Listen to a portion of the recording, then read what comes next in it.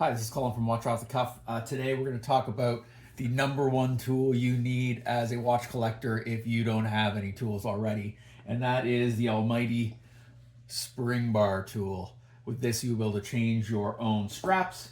I was in a situation when I was earlier on in my collecting career where I wanted to do I called spring and fall collection, where in spring I change all my straps. Typically, I like to have like the metal bracelet in the summer, especially if I thought it was going to get wet or was going to I don't know, like be near a pool or whatever. And then in the winter, I usually change to a lot of leather straps instead. So anyway, with this spring bar tool, you should be able to change your own spring bars. There are a lot of different types of spring bars. So I'll talk about the pros and cons and what not to buy in terms of a spring bar tool. So let's start out with what you shouldn't do. So the first thing is you can see these tools are around. They're inexpensive. Don't buy this one. It has a very wide tip, and it's practically useless. I would know why you would buy this. I mean, if somebody gave it to you, maybe you'd be fine. The thing is, you want a thin precision tip so that you can grab the ridge in the spring bar. Usually there's a double shoulder spring bar where one shoulder pushes up against the hole that's on the inside of the lug, and the other one creates a ridge for you to grab. But this is so crude that you're going to end up slipping. It's going to be awful. And then on this side, which you see on most spring bar tools, they'll have a pusher, and this is for a drilled lug where there's a hole all the way through, and you can push the spring bar from the outside in to get it out of the watch. So don't buy that. Sometimes you'll buy a new strap, and you will get this with the strap itself. So that's a very inexpensive kind of throwaway. This will probably get the job done for you. If you've got a few straps and you're new to watch collecting and you just want to be able to swap the odd one, this will probably get it done. Like anything, and I'll touch on a little bit, it depends. Like, are you using it for commercial use? Like, if you were using it every day, there's a reason why some of these are more expensive than the other, or they're configured in a particular way. But anyway, don't despair. This will get you by. Again, not a lot of control because you can't really hold it in your whole hand, but this one is not so bad. If you got this, I mean, I wouldn't show it to your collecting friends, but this will generally get the job done. And it has a fairly fine tip.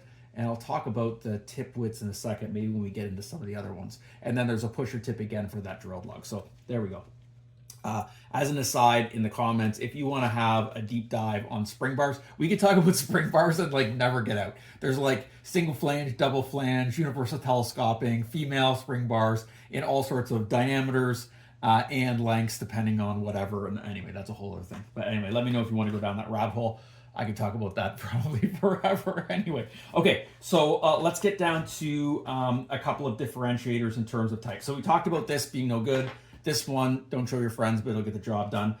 So the next thing is the two most common kind of pro versions is the Bergeon. It's the 6767F. And I have it on my bench here. It is right here. Great tool. Again, whole hand, exchangeable, replaceable tips. It unscrews, so if you break it, again, in a commercial situation, again, this is like this high grade, but eventually you're going to break that tip.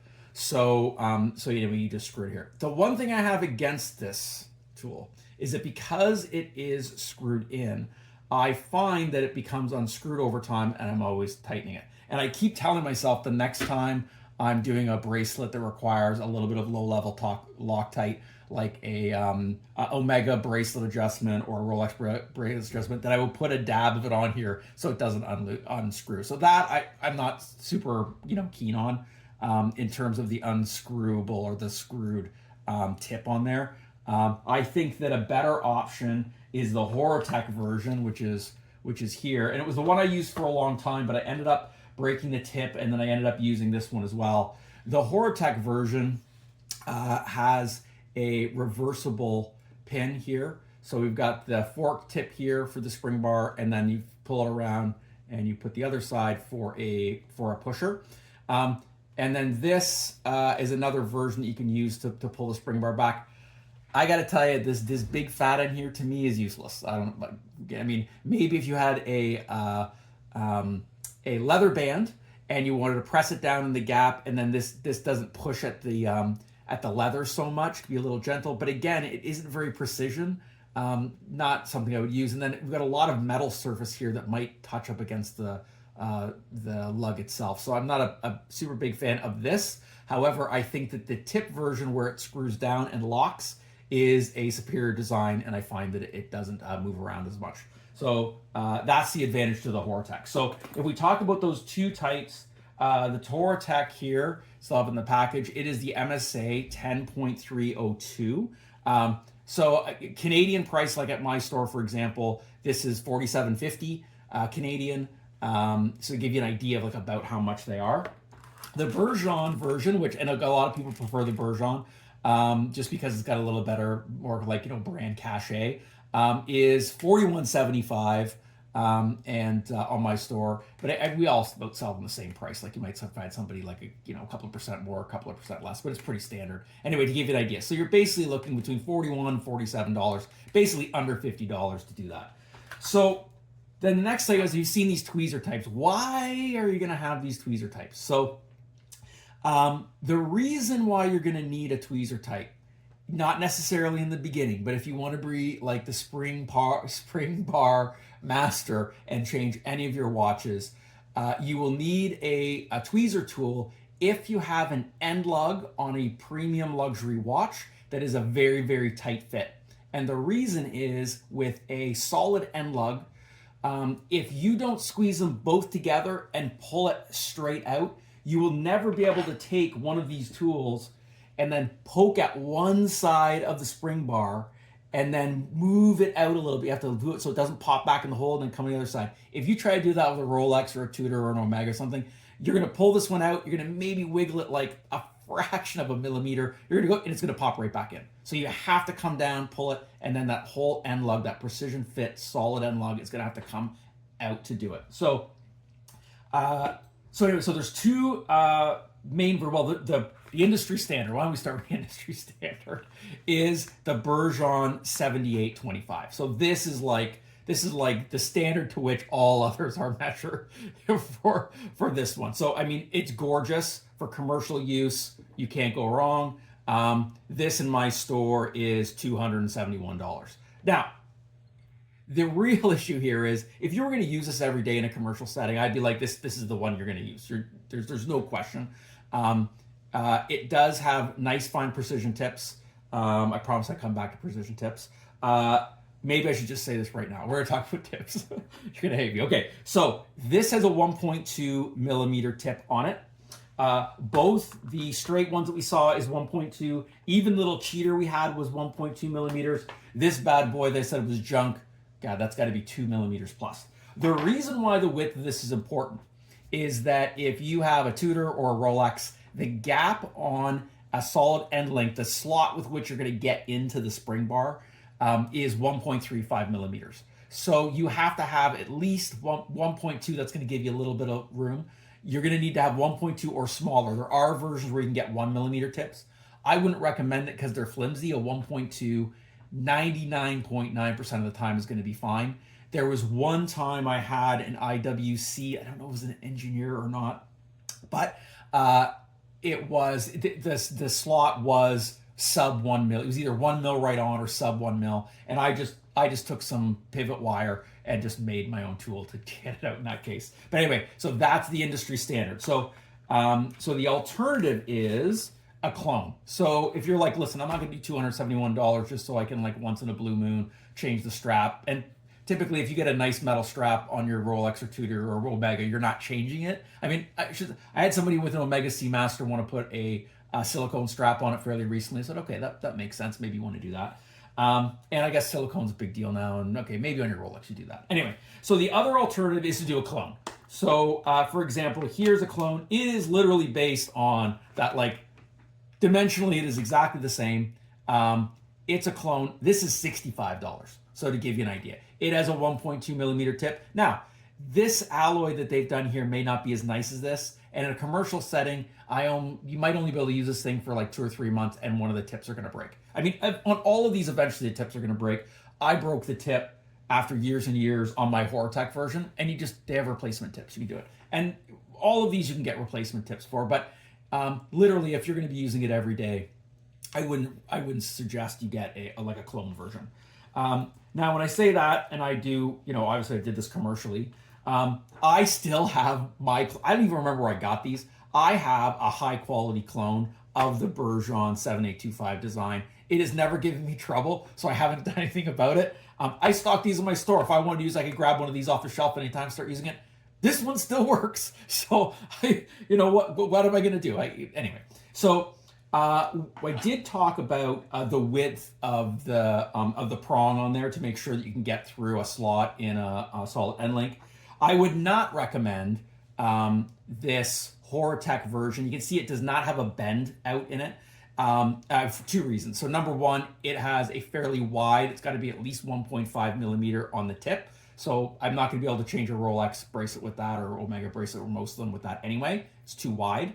But also it doesn't have this bend out wow thing. And the idea is when you're taking the first side off, the bracelet has to kind of fit through here so that you can squeeze down into the bracelet and grab it. Otherwise, the bracelet could be in the way. Now, quite often the clasp is smaller. So if I grab this, the Tudor Black Bay, you can see that you've got a gap here. So you could lay it down here and then still use a straight set of tweezers, because again, it's not in the way enough.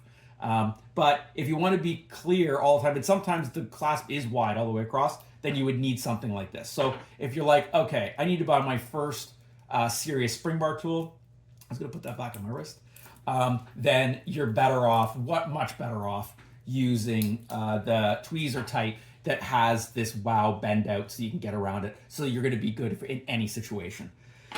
So the question is, somebody says, so what do I do now, right? Like, okay, I'm a collector. I'm going to buy my first watch tool. I'm kind of getting into it. I want to be able to change the straps whenever I want. I would think my personal recommendation is, depending on what you prefer, is either do the Bergeon or Horotec, and for basically $50, you're going to be set up for most situations. And then if you were said, okay, I'm going to do like something on the high end side and want the odd time to do it, then I would probably do a clone to start. The amount you're going to use it. I mean, a clone probably has hundreds of uses, where this one has like thousands of uses, right? Eventually it's gonna break or whatever, but for $65, does it really matter?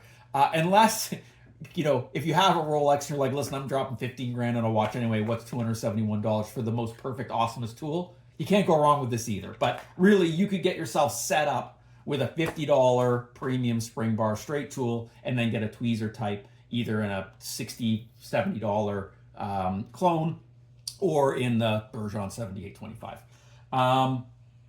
So in conclusion, and I think on some other videos I have the proper way to use these, so look this up. There's a proper way to do this without making a total mess of things. The only other thing I would suggest, that if you're doing any kind of change for the first time, I've got my tape roll I've got under here with polyamide and then just some basic masking tape. If you're worried about scratching your watch, just tape it off. Tape the lug off so that you're not going to scratch it. There's nothing worse than doing it the first time. It takes a little bit of practice to do it well. And once you do it in the beginning, it's going to be no-brainer. For example, it's very rare that I would tape off a watch now. But if I'm like, I think it's going to be tricky, or I think that the clearances are tight, then I just tape off the lug. It only takes an extra minute to do it. And then you make sure that you don't scratch your watch. So think about taping off the lug if you're not used to doing it. So maybe I've probably gone on long enough. Maybe there needs to be a part 2 here, and we can go through all the different kind of spring bars. Because probably after you've done this, probably your next set is to buy some spare spring bars. So leave in the comments if you want to have a big spring bar talk. I don't know if there's enough interest to do that. But if everybody wants to talk about spring bars, I'd be happy to do spring bars. Anyway, I don't know, maybe that would do like a live M&A thing. I don't know. We could do something. Anyway, thanks for watching as always. Watchoffthecuff.com. I have a small selection of watch tools. If you have any questions, lots of people email me all the time. Happy to field that. What else? The usual stuff. Subscribe if you want to see more of this stuff. I've got a membership for 99 cents a month that helps support all this and helps me keep going. that support would be appreciated as well. Other than that, until next time, cheers.